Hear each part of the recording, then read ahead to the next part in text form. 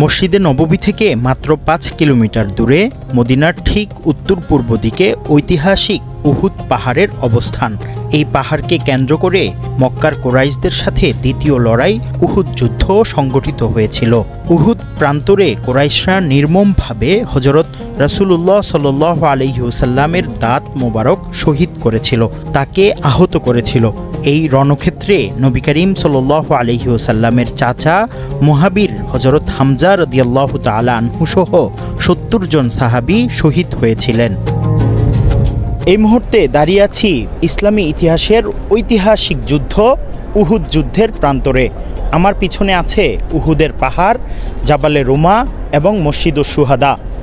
এখানেই রাসূল করিম সাল্লাল্লাহু আলাইহি ওয়াসাল্লাম মদিনা থেকে এসে কাফেরদের বিরুদ্ধে যুদ্ধ করেছিলেন। উহুদের প্রান্তরে এখানে ৭০ জন সাহাবী শাহাদাত বরণ করেন।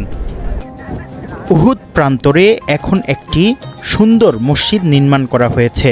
রয়েছে হযরত হামজা রাদিয়াল্লাহু তাআলা আনহুয়ের নামে প্রতিষ্ঠিত একটি প্রাথমিক বিদ্যালয়। মসজিদের সামনে উহুদ যুদ্ধের শহীদদের কবরস্থানও রয়েছে।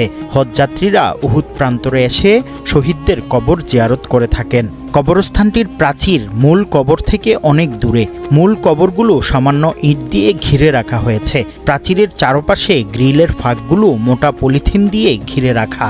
খুব সহজে কবরগুলো দেখা যায় না। তারপরও দর্শনার্থীরা গ্রিলের ফাঁক দিয়ে পলিথিনের আবরণ সরিয়ে কবর দেখার চেষ্টায় ত্রুটি করেন না। হাদিসে এই পাহাড় সম্পর্কে প্রচুর বর্ণনা রয়েছে।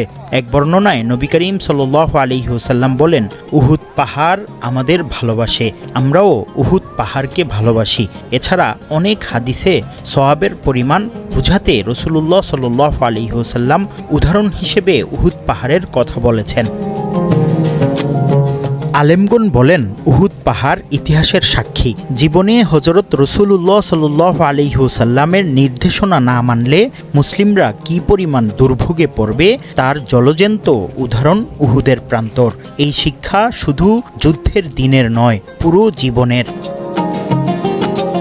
উহুদের যুদ্ধ ৩য় হিজরির ৭ শাওয়াল সংঘটিত হয়। ইসলামের ইতিহাসে সংঘটিত প্রধান যুদ্ধসমূহের মধ্যে এটি দ্বিতীয়।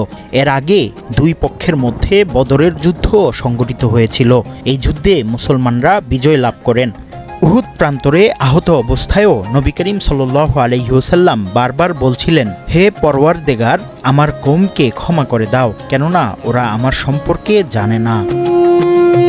যারা হজ করতে আসেন তারা মক্কা থেকে মদিনা থেকে এখানে ছুটে আসেন এই ইসলামের ইতিহাসের ঐতিহাসিক যুদ্ধ উহুদের প্রান্তর ঘুরে দেখার জন্য।